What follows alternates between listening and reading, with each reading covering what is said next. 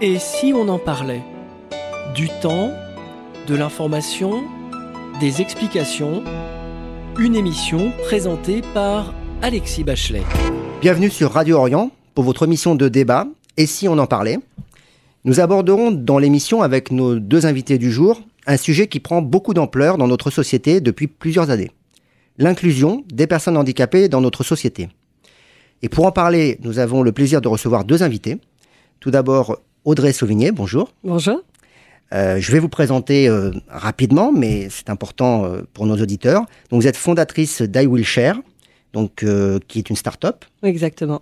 Vous êtes entrepreneuse, dessinatrice à vos heures perdues. Exactement. Ça sur les réseaux sociaux. C'est comme ça que vous vous présentez. Et vous allez nous parler de vos projets, de votre expérience, de vos engagements pour l'inclusion numérique des personnes handicapées, mais d'une manière plus générale, de votre intérêt pour ce sujet et finalement de la manière dont vous avez créé votre projet, votre entreprise. Et merci d'être ici. J'ai comme autre invité aujourd'hui Aurélien Pradier. Bonjour. Député de la première circonscription du Lot, qui est également quelqu'un qui s'est engagé sur la question de l'inclusion des personnes handicapées dans la société. Je crois même que vous êtes en mission parlementaire sur un des volets de ce sujet, vous nous en parlerez. Et puis, récemment, vous avez également défendu une proposition de loi en faveur de l'inclusion des enfants et des adolescents en situation de handicap au sein de l'école publique, qui malheureusement a été rejetée, semble-t-il, mais qui marque évidemment votre intérêt sur un sujet, je l'ai dit, qui prend de l'ampleur, puisque c'est une préoccupation qui concerne des millions de familles dans notre pays. Et la question de la société inclusive, il faut la concevoir comme étant à la fois, c'est vous qui l'aviez dit dans un des propos que vous aviez tenus, il faut banaliser un petit peu le handicap, il faut que ça devienne quelque chose qui soit intégré systématiquement et finalement qu'on arrive presque à oublier qu'on s'adresse à un public particulier. Mais c'est surtout à différentes étapes de la vie, inclusion scolaire, inclusion sociale, inclusion professionnelle et c'est votre engagement. Audrey Sauvigné, inclusion numérique. Alors, la première question, je vous l'adresse. C'est d'abord, qu'est-ce qui vous a motivé dans la conception, la réalisation de votre projet ?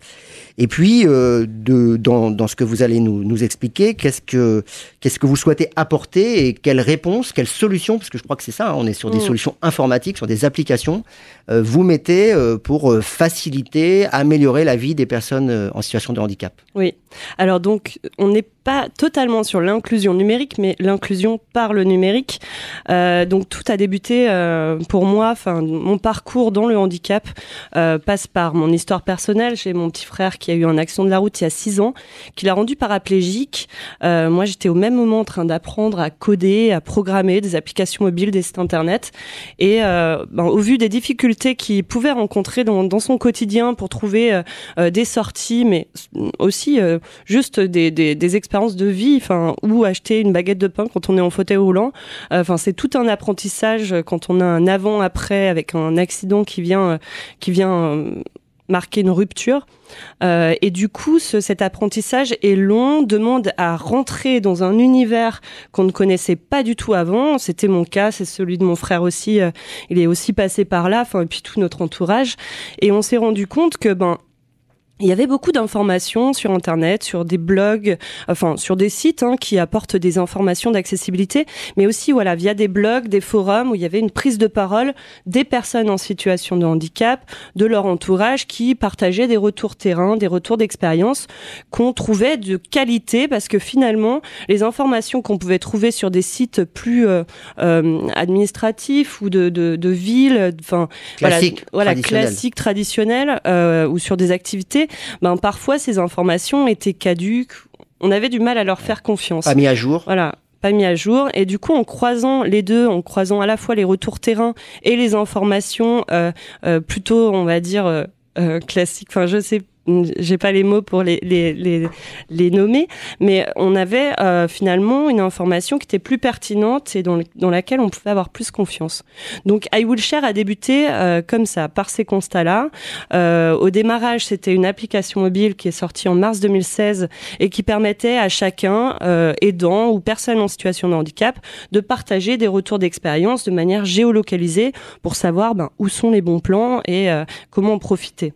Au final, l'application mobile, on l'a éteinte il y a peu de temps parce qu'on s'est rendu compte finalement, on éclatait la communauté des personnes en situation de handicap et des utilisateurs au sein d'un microservice sur une micro-expérience, et puis qu'on faisait partie de toutes ces micro-applications mobiles qui existaient pour des micro-besoins et ça participe, ça n'allait pas dans le sens de notre discours qui était de mutualiser les forces. Donc on a tout remis à plat et on s'est concentré sur je vais parler dans des termes un peu techniques, mais je vais vulgariser pour ensuite. Nos auditeurs, c'est intéressant. Voilà, on a concentrer notre énergie dans le développement d'une API. Donc une API, c'est comme un meuble à tiroir dans lequel on va ranger des informations. Donc ce qu'on fait au sein de cette API, c'est qu'on rassemble des bases de données, des informations qu'on structure de la sorte. On a à la fois la couverture géographique des actions, le besoin couvert, accès à la culture, accès au logement, accès au commerce de proximité, accès au sport, etc. Donc ça, c'est les besoins. Et puis, le handicap adressé. Donc, selon ces 3 axes, on range nos informations dans ce meuble à tiroir qu'on appelle une API. Et entre l'API et l'utilisateur, on place ce qu'on appelle un chatbot. C'est une intelligence conversationnelle qui va poser des questions à l'utilisateur. Il va lui demander... Et aller chercher les informations dont il a besoin. Voilà. Donc lui, il s'appelle Wilson, c'est un personnage fictif. Il va interroger l'utilisateur sur son handicap, sur son besoin à l'instant T. Quel est son besoin ? Est-ce qu'il a besoin de trouver des toilettes accessibles autour de lui ? Est-ce qu'il a besoin de trouver un distributeur de banque où il peut brancher son casque audio si il est non-voyant ? Est-ce qu'il a besoin ou envie juste d'aller au cinéma parce qu'il est sourd et il a besoin de savoir où se trouvent les séances qui proposent les sous-titrages sourds ou les VO, enfin un film en VO sous-titré. Donc voilà, et puis Wilson va lui répondre en fonction de sa géolocalisation, de son handicap et de besoins exprimés. C'est tout simple, ça existe depuis décembre 2018 et voilà, on est encore en phase d'augmentation des informations qu'on partage à nos utilisateurs, mais l'idée c'est vraiment de centraliser et de simplifier la recherche d'informations pour les personnes concernées. Et donc ça n'existait pas avant, vous avez créé un service pour les personnes porteuses de handicap qui n'existait pas avant. Non, ça n'existait pas, cette volonté de centraliser, parce que le handicap est très éclaté, même au sein d'un même combat, des associations sourdes ou des associations non-voyantes vont pas être d'accord sur le braille, pas braille, l'audio, l'assistance vocale, les outils numériques ou pas du tout. Enfin, voilà, il y a plein de combats d'ego, et je pense que ça dessert beaucoup le monde du handicap. Et voilà, notre volonté, nous, c'est vraiment de faire, de centraliser, de fédérer, de transcender. De fédérer, ouais, exactement. Alors, Aurélien Pradier, vous êtes également dans ce combat. Vous avez, lorsque vous avez été chargé de mission parlementaire, tenu des propos extrêmement forts. Je vous cite, « Beaucoup reste à faire pour mettre fin à l'exclusion sociale de nos concitoyens et rendre notre droit plus juste en la matière. » Donc les concitoyens, c'est les personnes handicapées. C'est un sujet qui touche plusieurs millions de nos concitoyens. C'est un des aspects du handicap qui doit être traité. Alors là, vous parlez du sujet qui concerne vraiment la mission parlementaire. Donc, c'est les gens qui sont sous curatelle, les gens majeurs. Mais d'une manière générale, vous dites la France est en retard. Et vous avez, je l'ai rappelé tout à l'heure, déposé une proposition de loi pour l'inclusion à l'école des enfants. Expliquez-nous le sens que vous donnez à votre action parlementaire et pourquoi est-ce que vous êtes finalement engagé sur ce sujet et de manière extrêmement forte et concrète ? Souvent, celles et ceux qui sont engagés sur des sujets difficiles, parce que le handicap est un sujet difficile, le sont parce que nous avons une histoire personnelle avec le handicap. C'est le cas de votre invité, c'est aussi mon cas, et généralement c'est comme ça que les choses se déclenchent. Donc, c'est une histoire familiale avec le handicap. comme vous, de moments de basculement entre des périodes où tout allait bien et des périodes où c'est beaucoup plus difficile. Mon père n'est pas né avec le handicap, il a fait un accident cérébral il y a quelques années très grave.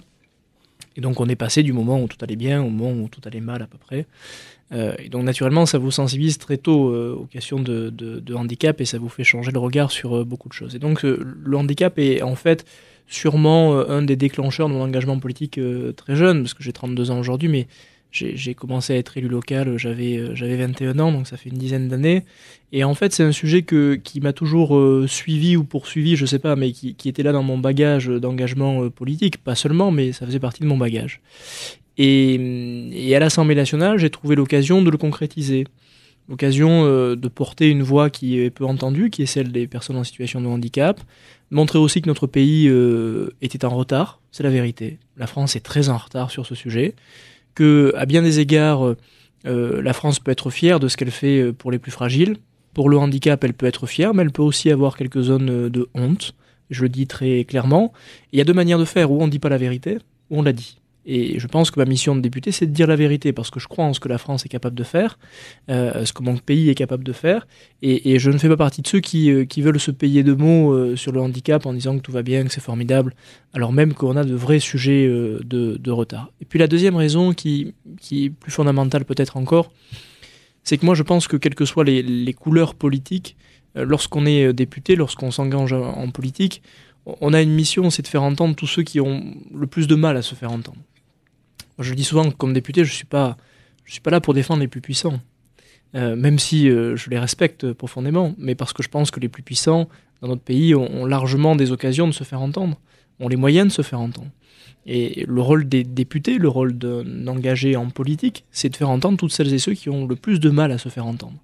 Et ce rôle de porte-parole des plus fragiles, à droite comme à gauche, parce que ça traverse les partis politiques, c'est une mission qui est au cœur de l'engagement politique, de mon engagement politique, mais plus généralement de l'engagement politique. Et le handicap fait partie de ces sujets qui sont pas peu ou mal entendus. Vous avez commencé notre discussion avec ce mot d'inclusion. Ça fait des mois que je n'entends que ce mot. Et souvent, ceux qui prononcent le plus le mot d'inclusion, c'est pas notre cas collectif ici, sont ceux qui en font le moins. Et lorsque j'ai commencé à débattre de ces questions, notamment de l'inclusion scolaire à l'Assemblée nationale, j'ai vu des collègues députés, des membres du gouvernement répéter 15 fois dans une phrase le mot d'inclusion et ne quasiment rien faire sur le sujet. Et on est à une période où on fait beaucoup de communication sur le handicap. On se paye beaucoup de mots et on se paye de peu d'actions. Et ma responsabilité de député, c'est de secouer le cocotier quand c'est nécessaire, et c'est de dire aux ministres concernés: arrêtez de nous baratiner, arrêtez de prononcer des mots qui deviennent vides de sens parce que derrière il ne se passe rien. Ce qui est vrai aussi, c'est que lorsqu'il y a 4 mois, j'ai déposé à l'Assemblée nationale une proposition de loi pour faire avancer la question du handicap à l'école, et notamment le statut des AESH et des AVS, donc des femmes et des hommes, mais souvent des femmes qui accompagnent les enfants en situation de handicap au sein de l'école.